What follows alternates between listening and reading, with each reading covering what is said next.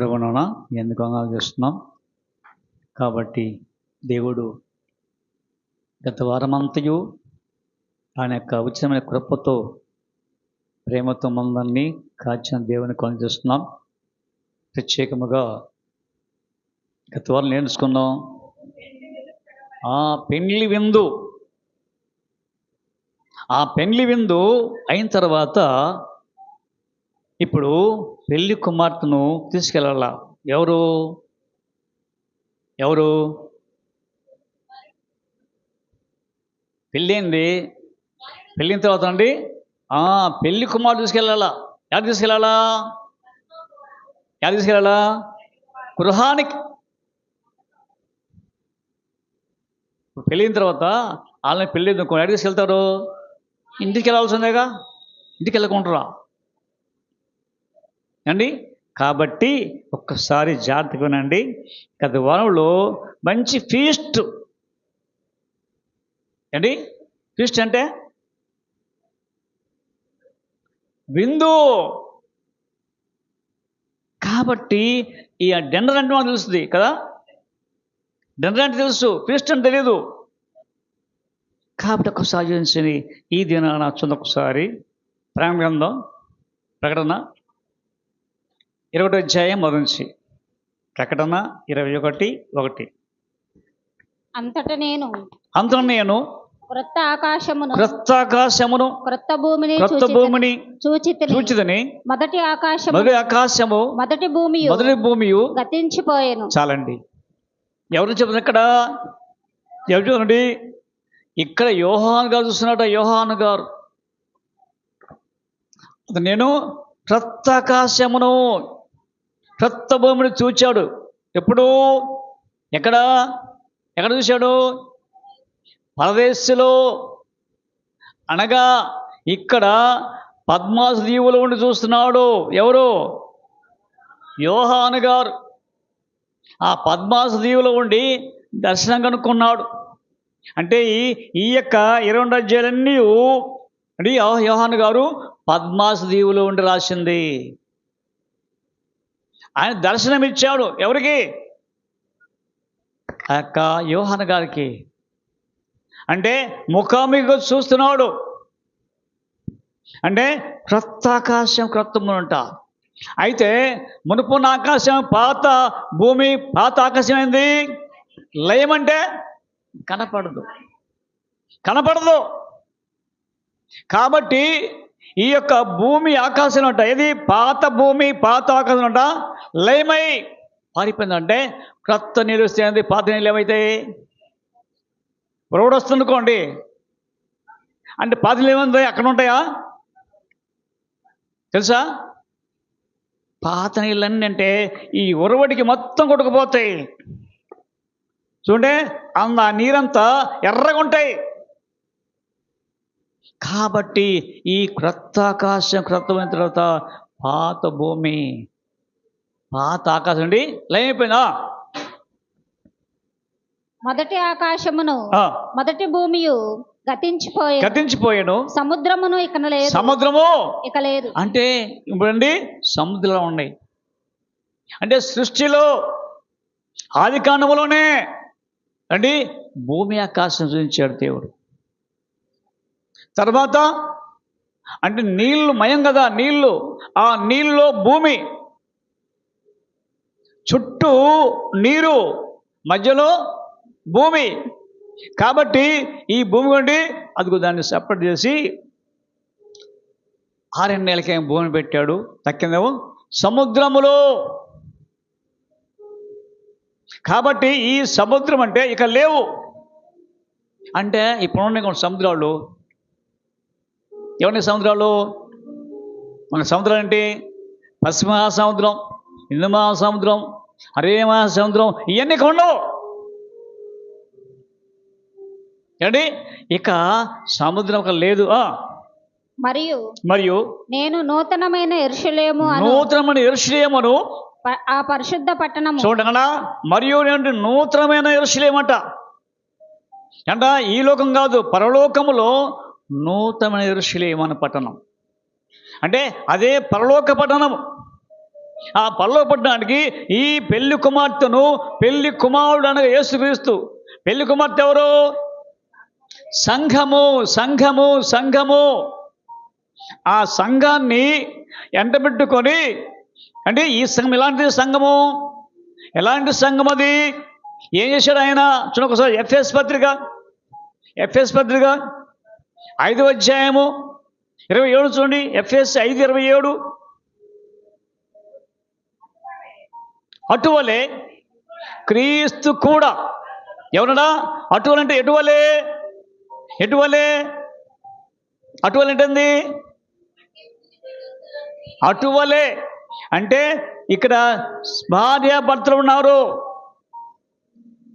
అంటే ఈ భార్యాభర్త ఏ రీతిగా అన్యోన్యంగా ఉన్నారో అలాగనే క్రీస్తు కూడా సంఘాన్ని ప్రేమించి కలంకమైనను ముడతయ్యను అది వంటిది ఏదేం లేకుండా మహిమగల సంఘముగాను పరిశుద్ధమైనదిగాను నిర్దోషి కానీ తన ఎదుట. అందుకని ఈ సంఘం అంటే చూస్తున్నాడు ఎక్కడికి? నూతన యెరూషలేము. ఆ నూతన యెరూషలేములో ఈ యొక్క పెళ్లి కుమార్తె తీసుకొని, అంటే పెళ్లి విందు జరుగుతుంది అక్కడ మధ్యాకాశంలో. మధ్యాకాశం జరిగిపోతుంది అనగా పరలోక పట్టణానికి. ఆ పరలోక పట్టణానికి వెళ్తుంది ఎవరు? పెళ్లి కుమార్తె తోడుకెళ్తున్నాడు.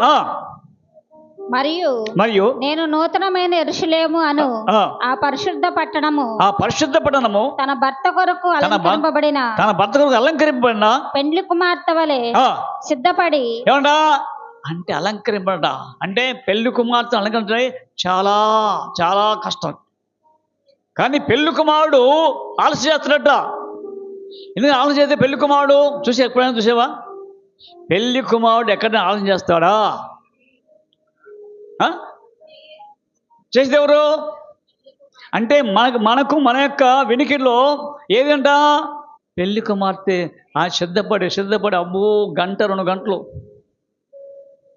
ఎందుకని ఆలస్యం చేస్తున్నామే? సిద్ధపాడు. కానీ క్రీస్తు అలా కాదు. అంటే అందరూ మరణం పొందని ఆయన దీర్ఘశాంతము. అంటే ఎవరు నశించడం ఇష్టం లేదట.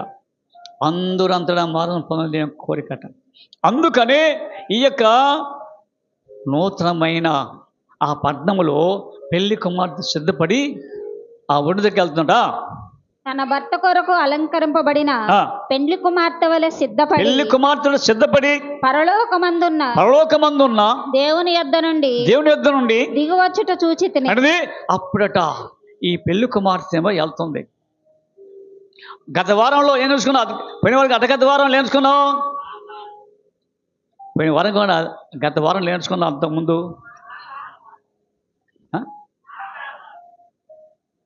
పెళ్లి కుమార్తె దీపాలు దీపాలు దీపాలు, బుద్ధిగల కన్యకలు, బుద్ధి లేని కన్యకలు. కానీ కన్యకలు సిద్ధపడ్డారు ఎవరి కోసం? వరుడు కోసం. ఆ వరుడు మధ్యాకాశంలో వచ్చేటప్పుడు ఇదిగో పెళ్లి కుమారుడు వస్తున్నాడు అన్నప్పుడు అందరూ లేచారట. ఎప్పుడు? అర్ధరాత్రిలో. సిద్ధపడ్డ వాళ్ళు అంటే ఆయన ఎప్పుడైతే వస్తారో చూసాడు, ఎదురు చూశారట. ఎవరు? 10 మంది కన్యలు. కానీ బుద్ధి లేని వారి యొక్క దీపాలు, బుద్ధి గల వారి యొక్క దీపాలు వెలుగుతుంది కాబట్టి ఒక్కసారిగా. ఆయన ఇక్కడ పెళ్లి కుమార్తె సిద్ధపడి అదిగో పరలోకం దిగి వస్తున్నాడు. ఎవరు? యేసుక్రీస్తు. దేవుని యొద్ద నుండి దిగువచ్చుట చూచితిని. అప్పుడు ఇదిగో దేవుని నివాసము మనుషులతో కూడా ఉన్నది. అప్పుడట మనుషులు ఎవరు? అంటే సంఘము. దేవుని నివాసము మనుషులతో కూడా అంటే ఆయన మన గృహంలోకి వస్తున్నాడు. ఏం గృహము? ఈ హృదయంలోకి వస్తున్నట్ట. అంటే ఈ హృదయము ఆయన చెప్పినట్టుతుంది అండి. నీకేం కావాలో ఆయన తెలుసు కాబట్టి ఇక్కడ పరలోకం దిగి వచ్చిందట. ఆయనతో కాపురం ఉంటామా? ఆయన వారితో కాపురముండును వారు ఆయన ప్రజలు.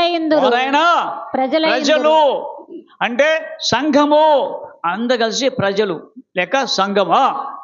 దేవుడు తానే వారి దేవుడై ఉండి వారికి తోడైయుండును. ఆయన వారి కన్నుల ప్రతి భాష చూసారట. అయ్యా పెళ్లి కుమార్తెట, అయ్యా నేను ఇలాంటి దాన్ని అయ్యా, నేను ఇలాంటి దాన్ని అయ్యా. అందుకనే ఓషియా తన భార్యను గోమెరు చూసి ఎప్పుడైతే ఆమె యాలం పాట పాడాడో ఆమెను ముసుగు తీసిందట. అంటే ఎందుకు ఎట్లా ఏడుస్తుంది? ఎవరు? గోమెరు. అంటే అయ్యో నా భర్త, నేను కాదని వెళ్ళిపోయాను, కానీ ఇప్పుడు మరలా ఆయన వచ్చాడు. ఎంత ప్రేమ కలిగిన వాడయ్యా. కాబట్టి ఇక్కడ నివాసము చేసే సమయంలో అదిగో భర్త వచ్చాడట. అప్పుడు ఆయన చూసి, అయ్యా ఇలాంటి దాన్ని అయ్యా, నేను నీ వాక్యం వింటున్నాను, నీ యొక్క ప్రార్థన వింటున్నాను, నీ మాటలు ఉండగానే నా ఉదయం లేవయ్యా, కానీ ఇప్పుడైతే నా ఉదయం తెరిచావో, లోది ఎవరైనా తెరిచిన దేవా నన్ను తెరిచావు కాబట్టి అందుకనే ప్రభా నా యొక్క సమస్త దుష్టత్వాన్ని తీసుకున్నగా. కాబట్టి ఆ యొక్క భర్త దగ్గర ఏడుస్తున్నట్టు ఎవరు పెళ్లి కుమార్తె. అందుకనే ఆ యొక్క బాష్పబిందులు అంటే ఏడుస్తుంది. ఎందుకని ఆ యొక్క రహస్య పాపాలన్నీ ఈయన ముఖ కాంతులు కనబడేట. అదే ప్రతి బాష్పం అంటే కన్నీరు చూస్తున్నాడు. ఎవరు? అందుకనే ప్రభు అంటాడు, ఆయన ఎవరంట, కన్నీరంతా తొడుచును కను పాపవలే కాపాడును. అంటే ఇప్పుడు కన్నీరంతా తుడుస్తున్నాడు, అన్ని కోసము ఎదురు చూస్తున్నాడు. ఇప్పుడైతే ఇంకా కన్నీరు కాస్తుందంటే సిద్ధపడుతున్నావా? ఇది వచ్చి కూర్చొలిపోవడం కాదు. కాబట్టి ప్రతి బాష్పబిందువు చేతడట. ఆయన వారి కన్నుల ప్రతి బాష్పబిందువును తుడిచివేయును, మరణము ఇక ఉండదు. అంటే ఏముండదట? మరణం ఉండదా? అంటే ఇప్పుడు మరణం ఉందా? మనకు ఉంది, చనిపోతాం. కానీ ప్రతి బాష్పబిందువు ఎవరట? ఎవరి ప్రతి బాష్పబిందువు తుడిచేది ఎవరు? ఎప్పుడండి? ఎప్పుడు కాదు, ఎప్పుడు బాష్పబిందువు తుడిచేది కాదు. మామూలుగా భాషను ఎప్పుడు చూస్తాడు? ఎవరైతే చూడొకసారి ప్రారంభం 7:14 అందుకు నేను అయ్యా నీకే తెలుగునగా అతడు ఇలాగు నాతో చెప్పాను, మీరు మహాశ్రమల నుండి వచ్చిన వారు గొర్రెపిల్ల రక్తములో తమ వస్త్రములను ఉదుక్కొని వాటిని తెలుపు చేసుకొని అందువలన వారు దేవుని సింహాసనం ఎదుట ఉండి రాత్రింబవళ్ళు ఆయన ఆలయములో ఆయనను సేవించుచున్నారు. సింహాసనాసుడైన వాడు తానే తన గుడారమును, అంటే ఎవరికంట? గుడారం అనే తన ఇంటిలో ఆయనే తన గుడారములో తానే తన గుడారమును వారి మీద కప్పును వారికి ఇక మీదట ఆకలియైనను దాహమైనను ఉండదు. సూర్యుని ఎండైనను ఏ వడగాలియైనను వారికి తగలదు. ఏలయనగా సింహాసన మధ్య నుండు గొర్రెపిల్ల వారికి కాపరి అయి జీవజలముల బుగ్గ యొద్దకు వారిని నడిపించును. దేవుడే వారి కన్నుల నుండి, ఎవరి కన్నులు? అప్పుడు చూసినట్ట ఎప్పుడైతే ఈ యొక్క సంఘం అనే స్త్రీ వస్త్రాలు ఉతుక్కుందో, ఎరా గొర్రెపిల్ల రక్తం ఉతుకుందో, అప్పుడట ఏడుస్తుంది. ప్రతి బాష్పం తుడిచివేయను. దేవుడే వారి కన్నుల నుండి ప్రతి బాష్పబిందువును తుడిచివేయను. కాబట్టి అందుకని కన్నాడు ప్రాణ గ్రంథంలో, అయ్యా ప్రతి భాషను తుడిస్తున్నాడు. కాబట్టి ఒక సేవిస్తున్నావా? మరణం ఇక ఉండదు.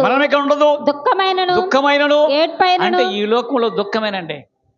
పరలోకంలో దుఃఖముండదు, ఏడ్పు ఉండదా? వేదనైనను ఇక ఉండదు.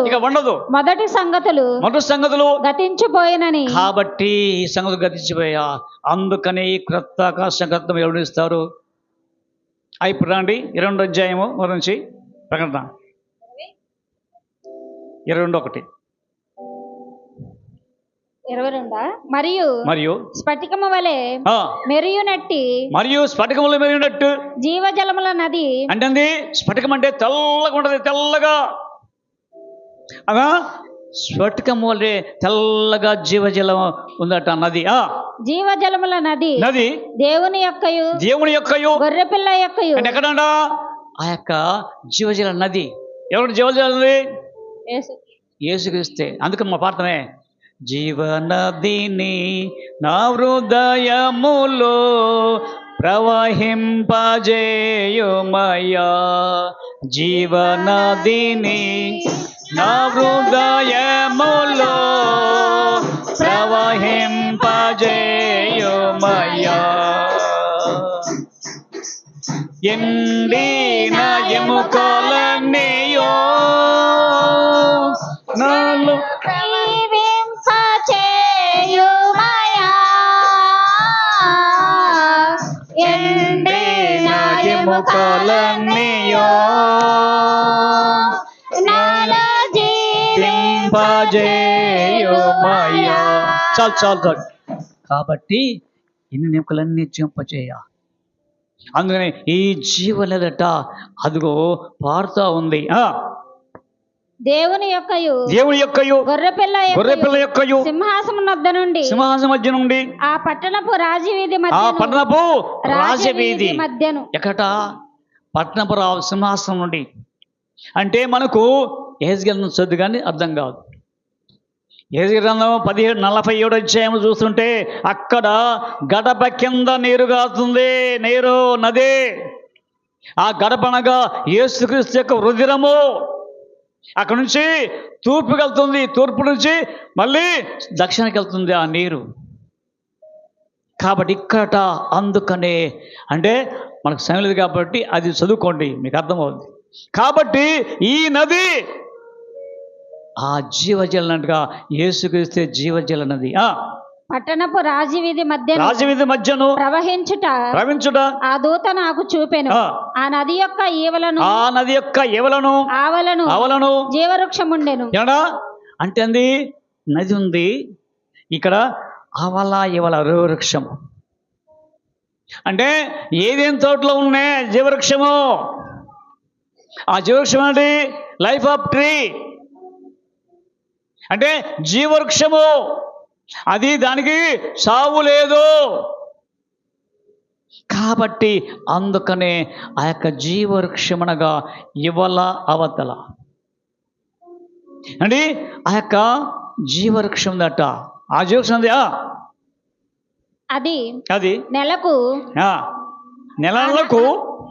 అది నెలకు ఫలించుచు అంటే ప్రతి నెల ప్రవేశిస్తుందట. ఎక్కడ మన రుధిరములో నెల ప్రతిరోజు ప్రవహిస్తుంది. అంటే ఆ ప్రవహించే నది ఎక్కడ ఎవరు ఉన్నారట చూడొకసారి. ఇర్మియా గ్రంథము 17:6 ఇర్మియా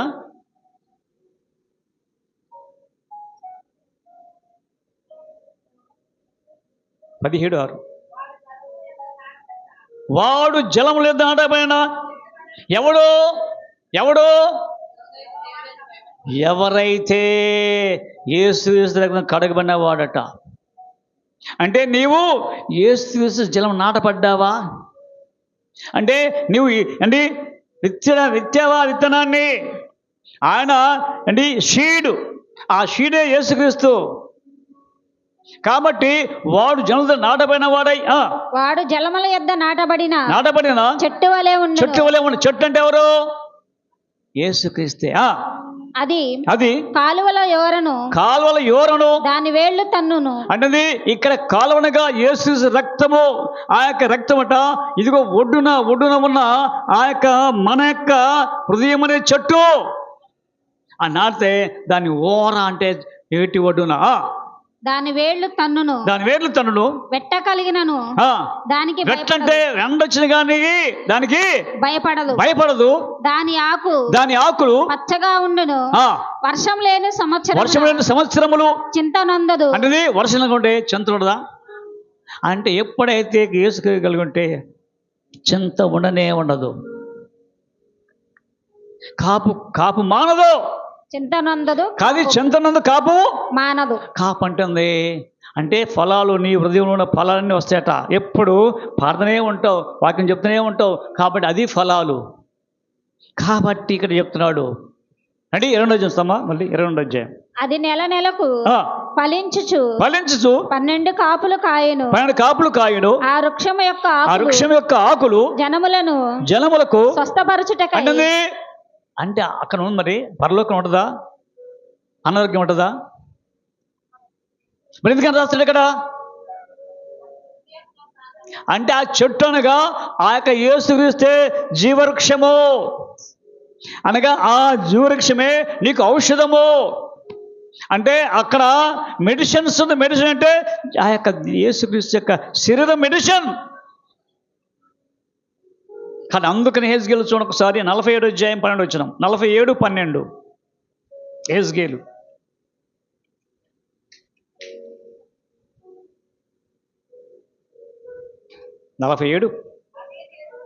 నదీ తీరమున ఇరుప్రక్కల ఏమండి నదీ తీరం ఉంటుంది, ఆ నదే యేసుక్రీస్తు జీవజలం. ఇరుపక్కల చెట్లుంది, అది కూడా ప్రతి నెల కాస్తున్నది. కాబట్టి ఈ యొక్క వచనము అంటే ఎప్పుడో రాశాడు హెజ్కేలు, దాదాపుగా అంటే 650 సంవత్సరాల క్రితమే, క్రీస్తుకు పూర్వము రాసింది. ఇప్పుడు నెరవేరింది ఎవరిలో? క్రీస్తులో. కాబట్టి ఆ నది అవల 12 కాపులు కాస్తుంది, అది కూడా జీవవృక్ష ఫలమే, ఆకులు స్వస్థపరుస్తుంది. కాబట్టి ఒకసారి చేస్తుంది. అందుకని ఇక్కడట ప్రాంగణం రాస్తున్నాడు అంటే నెల కాపు కాస్తుంది. సొమ్మ ఆ వృక్షం యొక్క ఆకులు జనములను స్వస్థపరచుటకై వినియోగించును. ఇక మీదట శాపగ్రస్తమైనది ఏది అంటే ఆ పరలోకంలో శాపం లేదేం లేదు, శాపగ్రస్తమైనది ఏం లేదు, దానిలో ఉండదు. దేవుని యొక్కయు గొర్రెపిల్ల యొక్కయు సింహాసనము దానిలో ఉండును. కదా అంటే గొర్రెపిల్ల యొక్కయు ఎవరు? గొర్రెపిల్ల యేసుక్రీస్తు. గొర్రెపిల్ల యొక్కయు దేవుని యొక్కయు. దేవుడు ఎవరు? ఆయన యెహోవా. తండ్రి అయిన దేవుడు, కుమారుడైన క్రీస్తు, పరిశుద్ధాత్మనే తత్వం. ఈ ముడు కాబట్టి అందుకనే ఇక్కడ ముగ్గురు వస్తున్నట. కాబట్టి ఒక చేస్తున్నావా, అందుకని ఆయనట నీకు పాస్వర్డ్ దృష్టి చేస్తాడు. చూడండి, దేవుని యొక్కయు గొర్రెపిల్ల యొక్కయు సింహాసనము దానిలో ఉండును. దేనిలో? పరలోకంలో. కాబట్టి ఆ పరలోకం గురించి రాస్తున్నాడు ఇక్కడ యోహాను గారు. రాస్తూ ఆ పరలోకం యొక్క విధానం చూస్తున్నాడు. ఒకసారి చూడండి, ఒకసారి అదే 21 అధ్యాయం 22 చూడండి, 21, 22. సర్వాధికారి అయిన దేవుడగు ప్రభువును గొర్రెపిల్లయు దాని దేవాలయమై ఉన్నాను. ఎక్కడ సర్వాధికారి అనగా ఇప్పుడు యేసుక్రీస్తు సర్వాధికారి. ముందు ముగ్గురు ఒకటే, ఎవరు? యెహోవా, క్రీస్తు, తర్వాత పరిశుద్ధాత్మ. ఈ ముగ్గురు ఒకటే. కాబట్టి సర్వాధికారి ఎవరికండి? అందుకే కుమారుడికి ఇచ్చాడు సర్వాధికారి. సర్వాధికారి అయిన దేవుడు యెహోవా ప్రభువును గొర్రెపిల్లయు దానికి దేవాలయమై ఉన్నారు. దేనికి దేవాలయము? పరలోక పట్టణం. అంటే పరలోకానికి దేవాలయం అంట. ఆ దేవాలయం అంటే నీవు నేనే దేవాలయము. చూడు ఎంత గొప్పదిచ్చాడో. ఇక్కడ పెళ్లి కుమార్తెకు ఉన్న నిన్ను తీసుకెళ్ళి నీవి ఒక దేవాలయము. అంటే దేవుడి యొక్క నివాసం నీలో ఉంది. ఆ పట్టణంలో ప్రవేశించుటకై సూర్యుడైనను చంద్రుడైనను. ఎందుకని? ఇంకా పరలోకం అట అయ్యా సూర్యుడు లేదు. ఇప్పుడు అంది సూర్యుడు లేకపోతే అంది అయ్యా ఎండ రాలేదు. సూర్యుడైనను చంద్రుడు అంటే వెన్నెల, రాత్రి ఉండదు. అంటే రాత్రి పగల ఉండదు. సూర్యుడు లేదు, చంద్రుడు లేడు. దానికి అక్కరలేదు. దేనికి? ఆ వెలుగు ఆయన యేసుక్రీస్తు వెలుగు. దేవుని మహిమయు దానిలో ప్రకాశించుచున్నది. ఎక్కడ? దేవుని మహిమ దేనిలో? పరలోక పట్టణట దేవుని మహిమే ప్రకాశిస్తుంది. ఆయనే లైట్ ఆఫ్ లైట్. అంటే ఆయన వెలుగు, అంటే వెలుగులకు వెలుగై ఉన్నాడు. గొర్రె పిల్లయే దానికి దీపము. ఏమంటే దీపం అండి? గొర్రె పిల్ల అంటే యేసుక్రీస్తే లైట్. అంటే ఆ యొక్క దేవాలయం కంట లైట్ ఎవరు? యేసుక్రీస్తే. ఆ పట్టణములో ప్రకాశించుటకై గొర్రె పిల్లయే దానికి దీపం. ఏంటి ప్రకాశం ఉండేది ఎక్కడ? మరి సూర్యుడు అవసరం లేదు, చంద్రుడు అవసరం లేదు కదా. ప్రకలా అదిగో గొర్రె పిల్లయే ప్రకాశిస్తుందట. బ్రైట్నెస్ అంటే లైటింగ్ ఎక్కడ ఉంది? లైటనింగ్ అంటే మెరుపు. జనములు దాని వెలుగునకు సంచరింతురు. అబ్బా అంటే నడుస్తారట. ఇప్పుడు చీకటి వస్తే నడుస్తారు ఎవరన్నా? లైట్ ఉంటే నడుస్తారు. కానీ అక్కడ చీకటి ఉండదు, అంటే పగల ఉండదు. అంటే సూర్యుడు ఉండడు, చంద్రుడు ఉండడు, కానీ ఆ యొక్క దేవుని యొక్క ప్రకాశం నిలువ వస్తుందట. భూరాజులు తన మహిమను దానిలోనికి తీసుకొని. ఎందుకని? ఏ మహిమ? అయ్యా నీ మహిమతో మమ్మల్ని రక్షించావయ్యా. ఈ భూలోకమందరట ఎప్పుడైతే గనులు అంటే గొప్ప గొప్ప వారు రక్షణ పొందినప్పుడు, అంటే ఎవరితో పాటు దేవుని ఎరగని వారు అన్ని జనులందరూ రక్షణ పొందిన తర్వాత ఇప్పుడు వీళ్ళు తెలుసుకుంటారట. ఎవరు? అమ్మో నిజమే వాళ్ళ దేవుడయ్యా, వాళ్ళ దేవుడు గొప్పవాడి, వాళ్ళ దేవుడు మా దేవుడు. కాబట్టి ఆ యొక్క ధనికులట, ఐశ్వర్యవంతులందరూ వస్తారట, తమ వెలుగుకు వస్తారా. భూరాజులను తన మహిమను దానిలోనికి తీసుకొని వస్తారు. పరలోకం తీసుకొస్తాడు. అక్కడ రాత్రి లేనందున దానికి గుమ్మములు పగటి వేళ. ఎక్కడ? పరలోకం అంటే రాత్రి ఉండదు. అంటే ఎప్పుడు ఓపెన్ చేస్తారండి గేట్లు. మనం చేస్తాం, గేట్ ఓపెన్ చేస్తావా రాత్రి అంతా? అంటే రాత్రి మూసేస్తాం, దొంగలు వస్తాడేమో అని. కానీ ఎక్కడ? అదిగో రాత్రి లేనందున అంటే నైట్ లేదు, కానీ దాని గుమ్మములు పగటి వేళ ఏ మాత్రమును రాత్రి వేళ లేదు కాబట్టి పగటి వేళ అవి ఏ మాత్రం వేయరట. అంటే పగలు కూడా వేస్తారు చాలా మంది, కానీ ఇక్కడ పగలు లేదు, రాత్రి లేదు, అంతా గేట్ ఓపెన్ చేస్తారట. ఎప్పుడు ఓపెనింగే అంటే అయ్యా రండయ్యా మీకోసం చూస్తున్నారు, నేను తెరిచి ఉంచాను నా యొక్క హృదయాన్ని, నా యొక్క హృదయంలోకి రండి. కాబట్టి అక్కడ జనములు తన మహిమను ఘనతను దానిలోనికి తీసుకొని వచ్చేదారు. గొర్రెపిల్ల యొక్క జీవగ్రంథమందు రాయబడిన వారే దానిలో ప్రవేశించును. అంటే ఊరికి అందరు కాదండు, అందరంటే నువ్వు కూడా కుదరదు. గొర్రెపిల్ల యొక్క జీవగ్రంథం అంటే గొర్రెపిల్ల రక్తములు కడబడిన వాళ్ళు మాత్రమే.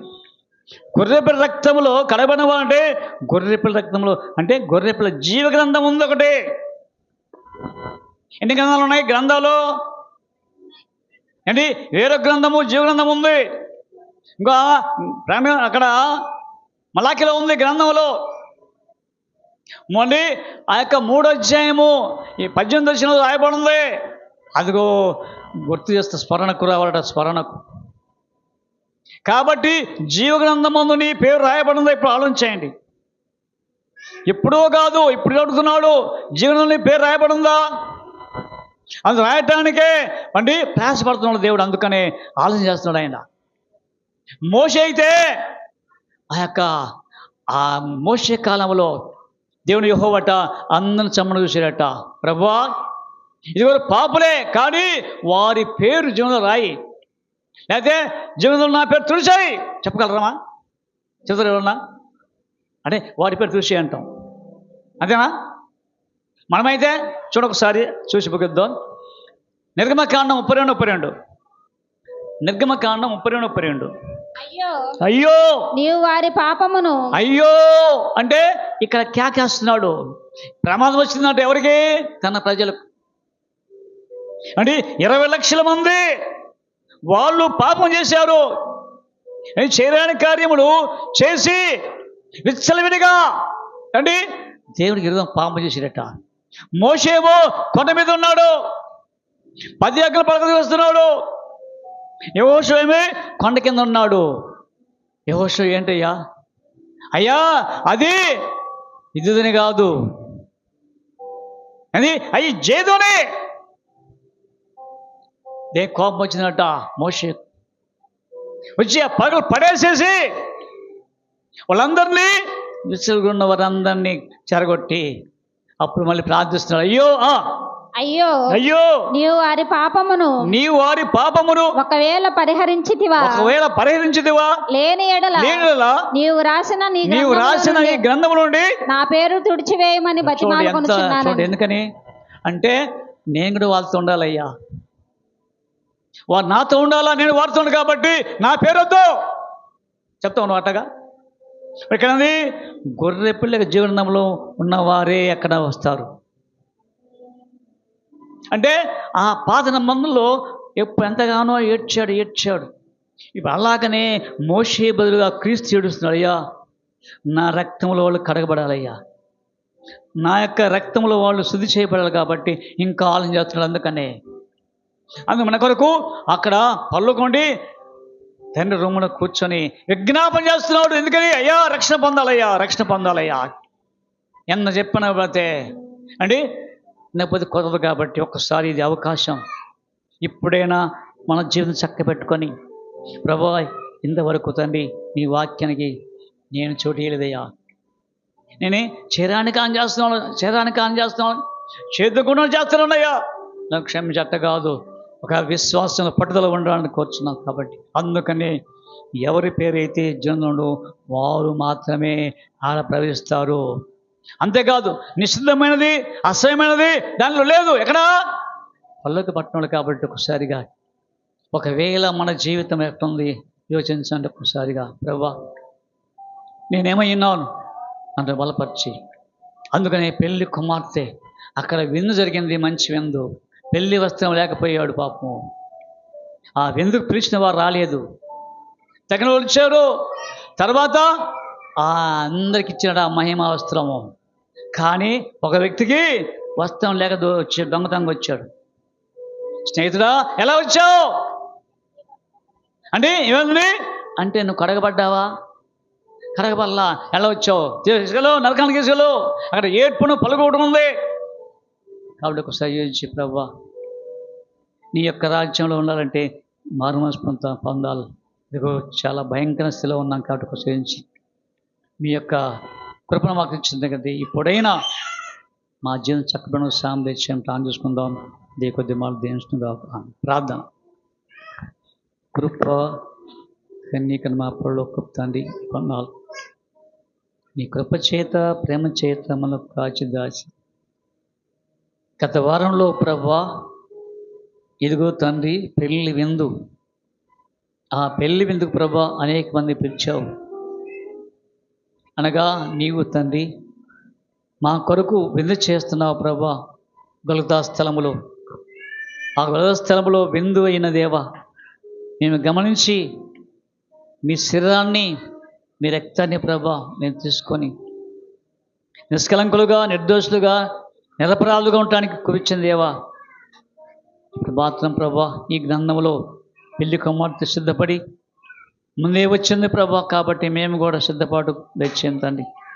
సిద్ధపాటు లేకపోతే ప్రభా ఇదిగో తండ్రి నీ రాజ్యంలో ప్రవేశించలేం. కాబట్టి ఒక్కసారిగా కృప కుటుంబాలను దీవించని సంఘానికి జ్ఞాపకం మీ రక్షణను తెచ్చే ప్రభా అనుకున్నారు. ప్రత్యేకంగా ప్రభా విన్న వాక్యాన్ని ప్రజలను నింపి సహాయం తెచ్చేయమని ప్రతి వారికి మరొక సారి నీ వాక్యం చదవటానికి సహాయం తెచ్చేసి నిర్వహించమని యేసుక్రీస్తు నామమున ప్రార్థిస్తున్నాం తండ్రి. ఆమేన్.